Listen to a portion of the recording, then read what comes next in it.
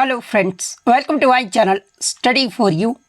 सो guys, जैसा कि आज जो आपका आरपीएफ कांस्टेबल का 12 मार्च के थर्ड शिफ्ट का एग्ज़ाम हो गया है दोस्तों, जिसका जो है मैं आपको बिल्कुल 100% एक्यूरेट आंसर के साथ जो है इस वीडियो में बताऊँगा।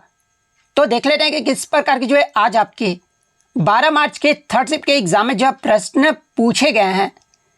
उससे पहले एक बात और दोस्तों, कि जिन्होंने भी अगर चैनल को सब्सक्राइब नहीं किया है तो आरपीएफ कांस्टेबल एग्ज़ाम से रिलेटेड पल पल की अपडेट के लिए जो है चैनल को सब्सक्राइब ज़रूर कर दीजिएगा। और बगल में ही आपको एक बेल आइकन यानी घंटे का निशान भी दिख रहा होगा, तो आप उसे भी जो है ज़रूर प्रेस कर दीजिएगा। तो चलिए वीडियो को स्टार्ट करते हैं। तो आपका पहला क्वेश्चन आया था कि 1857 के विद्रोह के समय जो है भारत का गवर्नर जनरल जो है ये कौन रहा था। तो देखिए, 1857 के विद्रोह के समय जो है भारत का जो गवर्नर जनरल रहा था ना, ये आपका कैनिंग रहा था। तो कैनिंग आपका यहाँ पे करेक्ट आंसर होगा। नेक्स्ट आपका क्वेश्चन यहाँ पर आया था कि जबरू नृत्य जो है ना, ये आपका किस राज्य या केंद्र शासित प्रदेश में जो है आपका किया जाता है। तो देखिए, जबरू नृत्य की बात कर ले तो ये आपका जम्मू और कश्मीर, इसके अलावा लद्दाख क्षेत्र में जो ये आपका किया जाता है। तो या तो ऑप्शन में आपका लद्दाख दिया गया होगा या फिर आपका जम्मू कश्मीर जो वो दिया गया होगा। तो इन दोनों में से आपका जो भी ऑप्शन में दिया गया होगा वो आपका यहाँ पे करेक्ट आंसर होगा। नेक्स्ट आपका क्वेश्चन यहाँ पर आया था कि वित्त आयोग का जो गठन है ना, ये कौन करता है। तो देखिए, वित्त आयोग का जो गठन है ना, ये आपका राष्ट्रपति के द्वारा जो वो किया जाता है। तो राष्ट्रपति आपका करेक्ट आंसर होगा। और किस अनुच्छेद के तहत किया जाता है। तो देखिए, वित्त आयोग का जो गठन है ना, ये आपका भारतीय संविधान के अनुच्छेद 280 के तहत जो है भारत के राष्ट्रपति के द्वारा जो वो किया जाता है। तो ये फैक्ट भी आपको ध्यान में रखना है। नेक्स्ट आपका क्वेश्चन यहाँ पर आया था कि ए एडवेंचरस ऑफ एड ए मम्मा ए फाइंड्स ए होम, ये जो पुस्तक है ना, ये किसके द्वारा जो वो लिखा गया है। तो देखिए, मैं आपको बता दूं कि द एडवेंचरस ऑफ ए मम्मा, इसके अलावा एड फाइंड्स ए होम, ये जो पुस्तक है ना, ये आपके अभिनेत्री आलिया भट्ट के द्वारा जो ये लिखा गया है। तो आलिया भट्ट आपका करेक्ट आंसर होगा। नेक्स्ट आपका क्वेश्चन यहाँ पर आया था कि शिक्षा का अधिकार को जो है भारतीय संविधान के किस अनुच्छेद में जो ये आपका शामिल किया गया था। तो देखिए, शिक्षा के अधिकार को जो है ये आपका अनुच्छेद 21A में जो है इसे शामिल किया गया था। और किस संविधान संशोधन के तहत। तो देखिए, जो आपका 86वां संविधान संशोधन हुआ था ना, जो कि आपका वर्ष 2002 में हुआ था, और इसके जरिए शिक्षा के अधिकार को जो है ना एक आपका मौलिक अधिकार जो ये आपका बना दिया गया था। तो अनुच्छेद 21A आपका करेक्ट आंसर होगा। नेक्स्ट आपका क्वेश्चन यहाँ पर आया था कि राज्यपाल को जो सलाह है ना, ये कौन देता है। तो देखिए, राज्यपाल को उसके कार्यों की सहायता और सलाह देने के लिए जो है एक मंत्री परिषद होता है, जिसका जो मुखिया है ना, ये आपके मुख्यमंत्री होते हैं। तो मंत्री परिषद आपका करेक्ट आंसर होगा। नेक्स्ट आपका क्वेश्चन यहाँ पर आया था कि पोंग बांध जो है ये किस नदी पर बनाया गया है। तो देखिए, पोंग बांध की बात कर ले तो ये जो आपका ब्यास नदी पर जो ये आपका बनाया गया है, और ये जो आपका भारत में हिमाचल प्रदेश राज्य के जो है तलवाड़ा जिले में स्थित है। और इसे जो आपका ब्यास बांध के नाम से भी जो वो जाना जाता है। तो ब्यास नदी आपका करेक्ट आंसर होगा। नेक्स्ट आपका यहाँ पर आया था कि हड़प नीति, जिसे आपका डलहौजी ने लागू किया था, इसको जो है किसने समाप्त कर दिया था। तो देखिए, हड़प नीति जो है ये आपका डलहौजी के द्वारा लागू किया गया था। और इसे जो समाप्त है ना, ये आपका कैनिंग के द्वारा जो वो किया गया था। और कब समाप्त किया गया था हड़प नीति को, यानी डॉक्ट्राइन ऑफ लैप्स को। तो ये आपका 1858 में जो है ये आपका कैनिंग ने जो वो समाप्त कर दिया था। तो कैनिंग आपका यहाँ पे करेक्ट आंसर होगा। इसके अलावा अगर हड़प नीति की बात कर ले तो देखिए, ये जो आपका एक ऐसा नीति था जिसके तहत यदि किसी भारतीय रियासत के शासक का कोई पुत्र नहीं होता था तो उसकी रियासत में जो है ब्रिटिश साम्राज्य में जो है ना ये आपका मिला दिया जाता था। तो ये फैक्ट भी आपको ध्यान में रखना है। नेक्स्ट आपका यहाँ पर आता है कि 42वें संविधान संशोधन 1976 द्वारा भारत के संविधान में कितने मौलिक कर्तव्य जो ये आपके जोड़े गए थे। तो देखिए, 42वां संविधान संशोधन जो हुआ था ये आपका वर्ष 1976 में हुआ था। और इस संशोधन के जरिए हमारे संविधान में जो है ये आपके 10 मौलिक कर्तव्य जो ये जोड़े गए थे। तो 10 आपका यहाँ पे करेक्ट आंसर होगा। इसके अलावा मैं आपको बता दूँ कि जो आपके 10 मौलिक कर्तव्य है ना, ये आपका जो मौलिक कर्तव्य, सॉरी 10 नहीं, वर्तमान में तो आपके 11 मौलिक कर्तव्य हैं। और 11वां मौलिक कर्तव्य जो है आपका 86वें संविधान संशोधन वर्ष 2002 के माध्यम से जो है आपका जोड़ा गया था। जो कि आपका जो मौलिक कर्तव्य है ना, ये आपका अनुच्छेद 51A में जो है इसे सूचीबद्ध जो वो किया गया है। तो ये पॉइंट भी आपको ध्यान में रखना है। नेक्स्ट आपका क्वेश्चन यहाँ पर आया था कि मित्र शक्ति जो युद्ध अभ्यास है ना, ये किसके बीच होता है। तो देखिए मित्र शक्ति की बात कर ले तो ये जो आपका भारत और श्रीलंका के मध्य जो है इसका आयोजन जो वो किया जाता है, जो कि आपका एक द्विपक्षीय सैन्य अभ्यास है। तो भारत और श्रीलंका आपका करेक्ट आंसर होगा। इसके अलावा मैं आपको बता दूं कि इस जो आपका अभ्यास की शुरुआत पहली बार कब किया गया था। तो देखिए ये जो अभ्यास है ना, ये आपका वर्ष 2012 में जो ये आपका शुरू हुआ था। तो ये पॉइंट भी आपको ध्यान में रखना है। नेक्स्ट आपका क्वेश्चन यहाँ पर आया था कि 1857 की क्रांति का जो है सामाजिक कारण जो है ना, ये क्या रहा था। तो देखिए 1857 की क्रांति का जो सामाजिक कारण है ना, अंग्रेजों द्वारा भारतीयों के प्रति अमानवीय व्यापार रहा था। इसके अलावा सामाजिक भेदभाव भी रहा था, धर्म के प्रति हस्तक्षेप और मिशनरियों के प्रभाव भी जो आपको देखने को मिला था। इसके अलावा जिसने भारतीयों में विद्रोह की भावना भी जो वो पैदा हो गया था। तो इनमें से आपका जो भी ऑप्शन में दिया गया होगा वो आपका यहाँ पे करेक्ट आंसर होगा। नेक्स्ट आपका क्वेश्चन यहाँ पर आया था कि पंडित शिव कुमार शर्मा जो है ना, ये आपके किस वाद्य यंत्र से संबंधित है। तो देखिए पंडित शिव कुमार शर्मा की बात कर ले तो ये जो आपके संतूर वाद्य यंत्र से संबंधित है। तो संतूर आपका करेक्ट आंसर होगा। नेक्स्ट आपका क्वेश्चन यहाँ पर आया था कि 1991 के आर्थिक सुधार से यानी न्यू इकोनॉमिक पॉलिसी से जो है 1991 के आज के शिफ्ट में आपके 3 क्वेश्चन जो वो देखने को मिले थे। एग्जैक्ट प्रश्न तो मुझे बच्चों द्वारा मिल नहीं पाया है, लेकिन मैं आपको बता दूं कि ये जो आपका 1991 का जो आर्थिक सुधार था ना, ये आपका LPG यानी उदारीकरण, निजीकरण और वैश्वीकरण पर जो ये आपका आधारित था। और इसका उद्देश्य जो है ना, ये देश की आर्थिक नीतियों में जो ये का सुधार लाना था। तो ये पॉइंट आप ध्यान में रखिएगा। एग्जैक्टली क्या प्रश्न आपसे पूछा गया था ये जो आप कमेंट करके जरूर बता दीजिएगा। नेक्स्ट आपका यहाँ पर आता है कि ब्रिटिशों के द्वारा अवध पर जो है ना ये कब्जा कब किया गया था। तो देखिए ब्रिटिश के द्वारा अवध पर जो कब्जा है ना, ये आपका वर्ष 1856 में जो वो किया गया था। तो 1856 आपका करेक्ट आंसर होगा। नेक्स्ट आपका क्वेश्चन यहाँ पर आया था कि सम्राट अशोक जो है ये किस धर्म से संबंधित है। तो देखिए मैं आपको बता दूं कि सम्राट अशोक जो है ना, ये बौद्ध धर्म से जो है ये संबंधित है। और उन्होंने कलिंग की युद्ध की क्रूरता के बाद जो है ये बौद्ध धर्म को जो वो अपनाया था। एग्जाम में यहाँ से एक प्रश्न पूछा जाता है कि सम्राट अशोक जो है ना किस युद्ध के बाद जो है ये बौद्ध धर्म को अपनाए थे। तो ये आपके कलिंग युद्ध के बाद जो है ये आपके बौद्ध धर्म को जो वो अपनाए थे। तो ये फैक्ट भी आप ध्यान में रखिएगा। नेक्स्ट आपका क्वेश्चन यहाँ पर आया था कि निम्नलिखित में से कौन 2026 राष्ट्रमंडल खेलों की जो है ना ये आपका मेजबानी करेगा। तो देखिए मैं आपको बता दूं कि 2026 का जो आपका कॉमनवेल्थ गेम्स होगा ना, ये आपके स्कॉटलैंड के जो है ग्लासगो में जो ये आपका आयोजित किया गया जाएगा। और ये आपका पहले जो है ऑस्ट्रेलिया के विक्टोरिया में होने वाला था, लेकिन किसी कारणवश इसको जो आपका स्थायी करके जो है स्कॉटलैंड के ग्लासगो में जो ये आपका आयोजित किया जाएगा।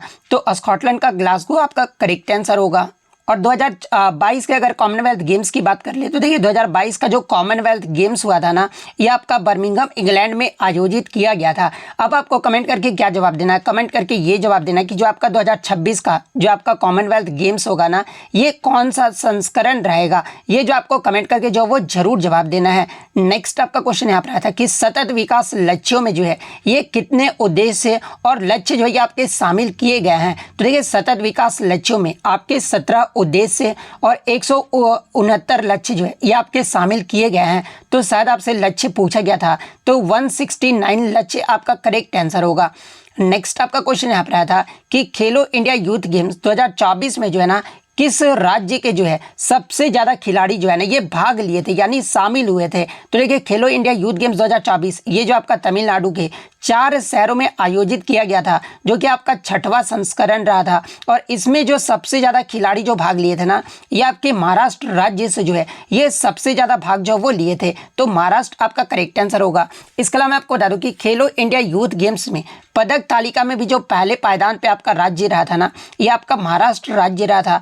महाराष्ट्र के द्वारा टोटल आपके 158 पदक जो वो जीते गए थे। और इस टूर्नामेंट में आपका तमिलनाडु जो है आपका दूसरे पायदान पे रहा था, और हरियाणा जो रहा था ना ये आपका तीसरे पायदान पे रहा था। तो ये फैक्ट भी आपको ध्यान में रखना है। नेक्स्ट आपका यहाँ पर आता है कि तबला जो है ना ये किस प्रकार का वाद्य यंत्र है। तो देखिए तबला की बात कर ले तो ये जो आपका एक ताल वाद्य यंत्र है, तो ताल आपका करेक्ट आंसर होगा। नेक्स्ट आपका क्वेश्चन यहाँ पर आया था कि हरित क्रांति में किस फसल पर जो है ना सबसे अधिक ध्यान जो है आपका दिया गया था? तो देखिए मैं आपको बता दूं कि हरित क्रांति में गेहूं की फसल पर जो है आपका सबसे ज़्यादा ध्यान जो वो दिया गया था, और हरित क्रांति के कारण गेहूं के उत्पादन में जो है ना ये आपका सबसे ज़्यादा वृद्धि जो वो देखने को मिला था। इसके अलावा चावल की फसल के उत्पादनों में भी जो है ये आपका वृद्धि जो वो देखने को मिला था। तो गेहूं की फसल आपका करेक्ट आंसर होगा। नेक्स्ट आपका क्वेश्चन यहाँ पर आया था कि सत्य शोधक समाज की जो स्थापना है ना ये किसके द्वारा जो वो किया गया था? तो देखिए सत्य शोधक समाज की जो स्थापना है ना ये आपका 24 सितंबर 1873 को जो है महात्मा ज्योतिबा फूले के द्वारा जो है महाराष्ट्र के पुणे में जो है इसकी स्थापना जो वो किया गया था। तो महात्मा ज्योतिबा फूले आपका करेक्ट आंसर होगा। इसके अलावा सत्य शोधक समाज की बात कर ले तो ये जो आपका एक सामाजिक सुधार समाज था। तो ये पॉइंट भी आप ध्यान में रखिएगा। नेक्स्ट आपका क्वेश्चन यहाँ पर आया था कि निम्नलिखित में से कौन सी जो है जायद की फसल है? तो देखिए जायद की फसल की अगर मैं बात करूँ जहाँ पे ऑप्शन आपका क्या क्या दिया गया था, सबसे पहले मैं आपको बता देता हूँ। तो देखिए ऑप्शन एक आपका गेहूं दिया गया था और सरसों दिया गया था। तो देखिए गेहूं और सरसों जो है ना ये आपके रबी की फसलें हैं। थर्ड ऑप्शन आपका मक्का जो वो दिया गया था। तो देखिए मक्का जो है ना मक्का और जो चावल है ये आपकी खरीफ की फसलें हैं। इसके अलावा अगर जायद की फसल की बात कर ले तो देखिए तरबूज, खीरा, खरबूजा, ककड़ी, मूंग, उड़द, सूरजमुखी, टमाटर, सोयाबीन और आलू, ये सभी जो फसलें हैं ना ये आपके जायद की फसलें हैं। इसके अलावा मैं आपको बता दूं कि आपके ऑप्शन में जो है सब्जी जो वो दिया गया था। तो देखिए ये जो आपका सब्जी है ना जो कि आपका एक जायद की फसल है, तो सब्जी आपका यहाँ पे करेक्ट आंसर होगा। इसके अलावा जायद की जो फसलें हैं ना ये आपके रबी और खरीफ के बीच जो है इस फसल को जो ये आपका बोया जाता है। तो ये फैक्ट भी आपको ध्यान में रखना है। तो ऑप्शन में आपका सब्जी दिया गया था, इसलिए सब्जी आपका यहाँ पे करेक्ट आंसर होगा।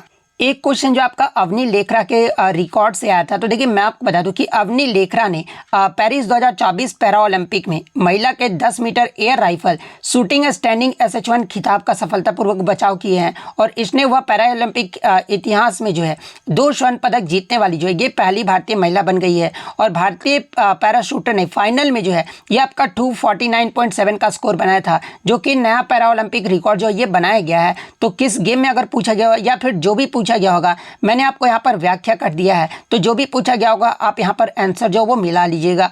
नेक्स्ट आपका क्वेश्चन यहाँ पर आया था कि भारतीय संविधान का जो 20वां संशोधन है ना वह आपका किससे संबंधित है? तो देखिए 20वें संशोधन की अगर मैं बात कर लूँ तो ये जो आपका जिला न्यायाधीशों की नियुक्ति, इसके अलावा तैनाती, पदोन्नति और स्थानांतरण से जो ये आपका जुड़ा हुआ है, और इसे आधिकारिक तौर पर जो है 20वें संविधान संशोधन अधिनियम 1966 के नाम से जो वो जाना जाता है। यानी 20वां जो संविधान संशोधन है ये आपका 1966 में जो वो लागू हुआ था, और इस संशोधन के जरिए जो है वर्तमान अधिनियम के प्रारंभ से जो है पहले दिए गए निर्णय को जो है ये आपका वैध जो वो आपका बनाया गया था। तो ये वाला ऑप्शन आपका यहाँ पे करेक्ट आंसर होगा।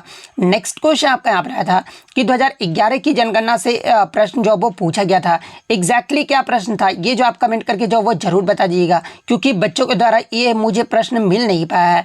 नेक्स्ट आपका पंडित रविशंकर जो है किस वाद्य यंत्र से संबंधित है? तो देखिए पंडित रविशंकर जो है ना ये आपके सितार वाद्य यंत्र से संबंधित है। तो सितार आपका करेक्ट आंसर होगा। नेक्स्ट आपका यहाँ पर आया था कि पीएम मोदी ने जो है कितने परम रुद्र कंप्यूटर जो वो लॉन्च किए थे? तो देखिए पीएम मोदी के द्वारा हाल ही में आपके 3 परम रुद्र सुपर कंप्यूटर जो है आपका लॉन्च किया गया था। तो 3 आपका करेक्ट आंसर होगा। नेक्स्ट आपका क्वेश्चन यहाँ पर आया था कि भारत के संविधान का अनुच्छेद 46 जो है ये किसके शैक्षिक और आर्थिक हितों के जो है संवर्धन को जो ये आपका दर्शाता है? तो देखिए अनुच्छेद 46 जो है ना ये आपका अनुसूचित जाति, अनुसूचित जनजाति और अन्य कमजोर वर्गों के जो है शैक्षिक और आर्थिक हितों को जो ये आपका बढ़ावा देता है। और इसमें आपका ये कहा गया कि राज्य के पास समाज के कमजोर वर्ग के संबंध में आर्थिक और शैक्षिक हितों को बढ़ावा देने की जिम्मेदारी होगी, और इसमें आपके अनुसूचित जाति और अनुसूचित जनजाति जो है ना ये आपके शामिल होंगे। तो ये वाला ऑप्शन आपका यहाँ पे करेक्ट आंसर होगा। नेक्स्ट आपका क्वेश्चन यहाँ पर आया था कि उत्तर प्रदेश के वर्तमान मुख्यमंत्री कौन है? तो ये आपके योगी आदित्यनाथ है। नेक्स्ट आपका राज्य विधानसभा की अधिकतम जो संख्या है ना ये कितना निर्धारित किया गया है? तो देखिए राज्य विधानसभा की जो अधिकतम संख्या है ना ये आपका 500 जो वो निर्धारित किया गया है। और ये जो आपका राज्य विधानसभा है ना ये एक आपका विधायी निकाय है, और इस सदन को जो है केंद्रीय विधायिका में लोकसभा की तरह ही जो है राज्य विधानसभा के निचले सदन यानी विधानसभा के रूप में जो है ये आपका जाना जाता है। और ये जो आपका विधानसभा है ये किन किन राज्यों और कितने राज्यों और कितने केंद्र शासित प्रदेश में है, तो देखिए ये जो आपका 28 राज्य और 3 केंद्र शासित प्रदेश में जो है ये आपका विधानसभा है। इसके अलावा 6 राज्यों में जो है आपके राज्य विधान परिषद, जिसे आपका उच्च सदन भी कहा जाता है। तो ये फैक्ट भी आपको ध्यान में रखना है। नेक्स्ट आपका क्वेश्चन यहाँ पर आया था कि संघनन जो है ये किसे कहते हैं, तो देखिए संघनन जो है ना ये आपके वाष्प को ठंडा कर द्रव्य बनाने की क्रिया को ही जो है ना ये आपका संघनन जो है वो कहा जाता है। तो ये वाला ऑप्शन आपका करेक्ट आंसर होगा। सत्यशोधक समाज की स्थापना मैंने आपको बता दिया कि महात्मा ज्योतिबा फूले के द्वारा जो है ये आपका किया गया था, तो महात्मा ज्योतिबा फूले आपका करेक्ट आंसर होगा। नेक्स्ट आपका क्वेश्चन यहाँ पर आया था कि निम्नलिखित में से कौन बौद्ध धर्म के मानने वाले शासक थे, तो सम्राट अशोक आपका करेक्ट आंसर होगा। नेक्स्ट आपका क्वेश्चन यहाँ पर आया था कि भारत की कुल स्थलीय सीमा जो है ये कितने किलोमीटर है, तो देखिए भारत की जो कुल स्थलीय सीमा है ना ये आपका 15,200 किलोमीटर है, तो 15,200 आपका करेक्ट आंसर होगा। नेक्स्ट आपका क्वेश्चन यहाँ पर आया था कि जो आपका प्रश्न इस प्रकार से था, ये पूछा गया था कि जो काल बैसाखी है ना ये किस राज्य का आंधी तूफान के नाम से जो इसे जाना जाता है, तो देखिए पश्चिम बंगाल और असम राज्य में जो है आपके आंधी तूफान को जो है ना ये आपका काल बैसाखी के रूप में जो वो जाना जाता है। तो पश्चिम बंगाल ऑप्शन में आपका दिया गया होगा, तो पश्चिम बंगाल आपका करेक्ट आंसर होगा। वहीं मैं आपको बता दूं कि ये जो आपका जो स्थानीय तूफान जो है केरल में क्या कहा जाता है, तो देखिए केरल और कर्नाटक के तटीय मैदानों में जो है ये जो आपका स्थानीय तूफान को जो है ना ये आपका आम्र वर्षा जो वो कहा जाता है। तो ये फैक्ट भी आप ध्यान में रखिएगा। नेक्स्ट आपका यहाँ पर आया था कि भारत में सबसे बड़ा कृत्रिम द्वीप जो है निम्न में से किस राज्य में स्थित है, तो देखिए भारत का जो सबसे बड़ा कृत्रिम जो द्वीप है ना ये आपके विलिंगडन द्वीप है, जो कि आपका देश का सबसे बड़ा कृत्रिम द्वीप है। और ये जो आपका केरल के कोच्चि शहर का हिस्सा जो ये बनता है, तो केरल आपका यहाँ पे करेक्ट आंसर होगा। तो इतने क्वेश्चन जो है आज मुझे बच्चों के द्वारा मिले थे जो कि आपके 100% रियल और ऑथेंटिक थे। और मैंने आज टेलीग्राम पे इसलिए नहीं डाला क्योंकि मैं कुछ काम में बिजी हो गया था, जिसके कारण आपको टेलीग्राम पे क्वेश्चन का भेजने का लिंक जो वो नहीं सेंड कर पाया था। तो हालांकि बच्चे द्वारा कुछ क्वेश्चन जो वो भेजे गए थे जो कि मैं इस वीडियो में जो वो बता दिया हूँ, ठीक है। और टेलीग्राम पर भी आप देखे होंगे आज थोड़ा विवाद हो गया था। तो अल्टीमेट पर्पज़ क्या होता है कि बच्चों को नॉलेज ही देना है। तो जिस प्रकार से भी आपको नॉलेज दिया जाएगा मैं आपके लिए भरसक प्रयत्न करूँगा, और जिस प्रकार से भी देने की कोशिश होगा तो मैं आपको फ्री ऑफ कॉस्ट जो है वो देने की कोशिश करूंगा। आपसे मैं अभी भी प्रॉमिस कर रहा हूं कि ना आपसे 1 रुपया कभी अभी लिया हूं और ना इन फ्यूचर कभी आपसे 1 रुपया जो वो लेने वाला हूं। बहुत सारे चैनल आपसे क्या करते हैं कि इतने का कोर्स ले लिए, वो कोर्स ले लिए, और फिर बच्चे आके मुझसे खुद कमेंट करते हैं कि सर मैंने इनका कोर्स लिया था कोई फ़ायदा ही नहीं हुआ। तो फिर मैं उनसे यही बोलूँगा कि आप वैसे चक्रों में ना पड़ें, आप बस अपने तैयारी पर ही लगे रहिए और लाइफ में ऐसे लोगों को इग्नोर करना सीखिए, ठीक है। जैसे मैंने इग्नोर कर दिया वैसे लोगों को ऐसे आप भी इग्नोर कीजिए, ठीक है। तो मिलते हैं नेक्स्ट वीडियो में, तब तक thank you, all the best.